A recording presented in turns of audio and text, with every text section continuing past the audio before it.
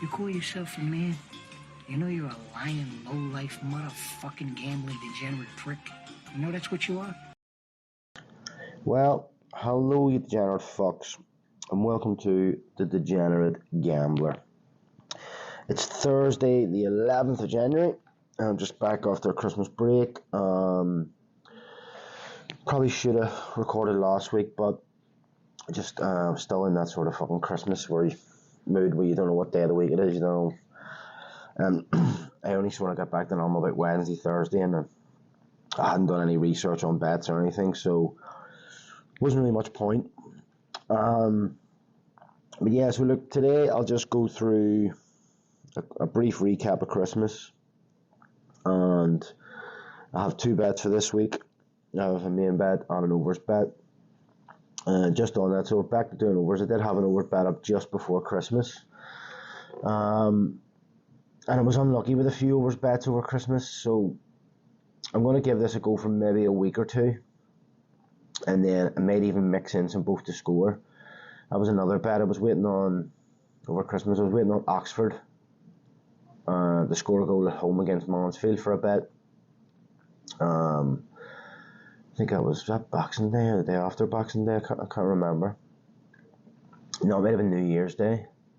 But that one pissed me off because Stockport have scored the best home record in the league, scored 30 league goals at home, and in the last two games before that game against Mansfield, they scored 10.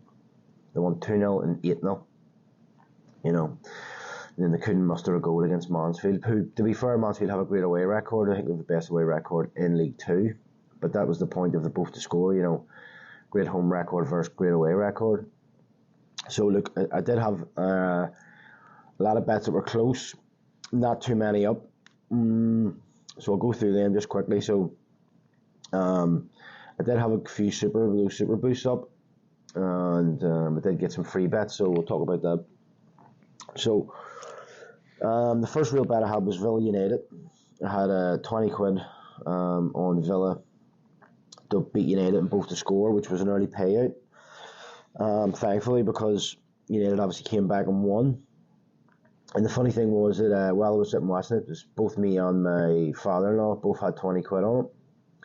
And once it went 2-1 and the bet was up and it was paid, he asked me to check what price they were, United to come back. And I think if I can remember right, they were either 4-1 or 6-1. And he mentioned like throwing maybe like a 10 or 20 quid on that since we were up, but whatever happened, you know, there was a lot of people who were all sitting having, you know, watching the football, eating, talking, and I just never, I don't know, the conversation changed or whatever, and I just never did it. And then obviously they ended up went 2 each and then they went 3-2, so could have had some more money. In boosted bets, I had 55 quid in winners. I had a horse, Bob Ollinger. I think it was in the Liverpool Arsenal match. I had over 2.5 shots each or something. Maybe it wasn't Liverpool Arsenal. Whatever, I can't even remember half the bets now. But 55 quid in winnings. And then they're just at the end of Christmas in the Spurs match. There was a special bet on Bet365. It was 7-2. I wanted to put 20 quid in that, but it limited me to 12.50. So that was 68.50 or 68.75. And then just on the Liverpool match there, against Arsenal, the FA Cup match, I had a Harvey Elliott shot on target and Havertz shot on target. Harvey had a 2-1 to have a shot on target. Thought that was a great price. So, you know, altogether there's, you know, over a couple of hundred, but December still was a losing month, so I lost like 30 odd quid, but it's Christmas, you're gonna, you know, you go mental. So many matches, so many game weeks. You know, there's matches every couple of days, big, you know, full fixture lists, and not even just that, just even the, you know, the days where there was one or two games, you were having a couple of bet builders or whatever. So, look, I did okay there.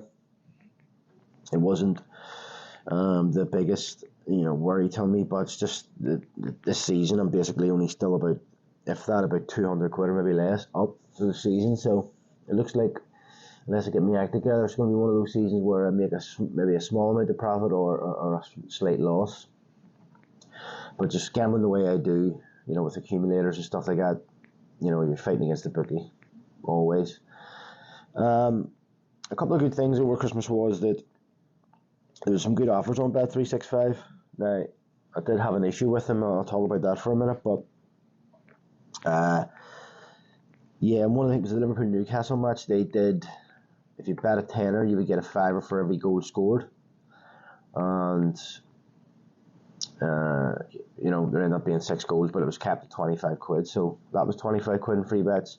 They also did, I can't remember what game it was, but they did something similar where if you did a tenner bet builder or bet, you would get 50 free spins. And I ended up winning 15.50 from that. So that paid for a few of the extra bets that I probably wouldn't have done, on games that, championship games and stuff. I think I stuck a tenner on 2 small bets and probably wouldn't have done that unless I had that extra money. But I did have an issue with them where I think it was to do with those money that I won from free spins, because it was the same amount, so 15.50 went missing from my account. So I'd done a number of bets and my balance was £20. And I left that. It was going into the day that the Liverpool-Newcastle match was on. The balance should have been £20. And I had planned to do about £15 in bets on that. The tenner to get the free bet and then another one. And was that before or after? No, when I'd done those bets, it should have been £20 after that. But what they had it down was £4.50. So I messaged them and was like, money's went missing from my account. And typical fucking bookie. I don't want to just blame Bet365 here because they're all cunts. Came back saying, no, we've looked at your account and everything seems to be up to date. And I was like, well, it's not, because I know what my balance was. And they were like, oh, you need to give us more detail in that. So luckily, because I do what I do with posting my bets online, I have screenshots of every bet. And I actually had screenshots of some of the main page when you log into Bet365 because of it shows the offer. So I had screenshotted that to post online to say, look, here's a good offer. But obviously at the bottom of that, your balance is there. So I had to dig through all those, showing them when I placed this bet, my balance was this, then I placed this bet, then I won this, and I got the free spins, and then I won the horse, got me 18 quid. So I was going through it, it took me about half an hour, writing it all down, and then writing down, have a screenshot of this, and then the guy writes back to me and goes, oh, you need to send the screenshots, and I'm like, there's no, when you're doing the messages between Bet365, there's no option to pin no wee paper clip for you to pin the picture to. So I messaged back, there's no option to pin it. And then a different person, because there was one guy that was messaging me back and forth, another guy came back and says, we're looking at this and sort of we'll get back to you. So the next day, I think it was the second or third, I checked and the balance was fine. So I was like, right, okay, happy days. Went back on that night because I think I was doing a bet builder and it was back down. So I'm like, what the fuck's going on here? So I messaged again, a separate message saying, look, you told me you're looking in this. It's came back, the money's came back and it was £20, what it should have been. And then now all of a sudden it's back to £4.50. Like, what's going on here? So then eventually the next morning, get a message saying, oh, we've checked in it and blah, blah, blah, and your balance has now been corrected and blah, blah, blah. No offer of a free bet. No, no sorry. So I was like, right, fuck, am I going to write a message here? So I wrote a message saying, this is a fucking disgrace. I bet with you all the time. You basically stole money off me. It wasn't as if they didn't pay out, or it was my money that I put in the account. Basically, just laying it on thick, hoping that they would give me maybe a few quid or a couple of free bets. And all the guy did was come back and said, oh, I'm extremely sorry, we endeavour to do our best and blah, blah, blah, all this fucking bollocks. And I'm like, these tight cunts didn't even give me a free bet. But the thing I was thinking is, it was obviously the day after that Newcastle-Liverpool match. They must have had to pay out fucking maybe hundreds of thousands in £5 free bet, 25 free bets. You know what I mean? So the amount of people that would have had that bet on, that all got 25 quid, they probably just weren't in the mood to give out free bets. So yeah, look, it was what it was. I got it back, but just typical fucking bookmaker again. taking my own money. But anyway, look, I'll get on to the bets this week. And I was going to say, I'll post the profit loss. I need to double check it again to make sure. I'm not sure if I added that Spurs bet in. I'll have to double check that. But I'll post that today before I post the links to this episode. You also might hear him dying. I've got a bit of a chest infection or something. Seems to be going about, but I'm soldiering on. Anyway, look, get to the bets. Stop talking shit. Yeah, so we went with 2 bets again, right? So, say I've gone for the overs. The cards wasn't really working. Let's be honest. And look, I've always in the past, overs was always my bet. It was always the bet I could pick. But recently, the reason why I've went less on overs is because the prices have just went shite. So I don't know if I get close with a couple of these overs in the next couple of weeks. I might switch the bets around, and the overs will be the main bet with the biggest stake. And then for the the straight win bet, I might have to just look for more better prices instead of going for sort of favourites. But no, look, I'm going to be keeping an eye on that in the next couple of weeks. I may also, like I say, throw in a mixture of over-2s and both to score, because I've had a few close ones with that too. So anyway, first team on the bet for Saturday. That's the other thing, this fucking mid-season break bollocks. There's only like 5 games this week in the Premier League. So some teams, 5 teams are getting 10 teams, are getting a 10-day break or whatever, and then next week it's the same. So, it is what it is. Right, so first team is one of the 5 games in the Premier League this week, and it's City. City are away to Newcastle. They're 11-20.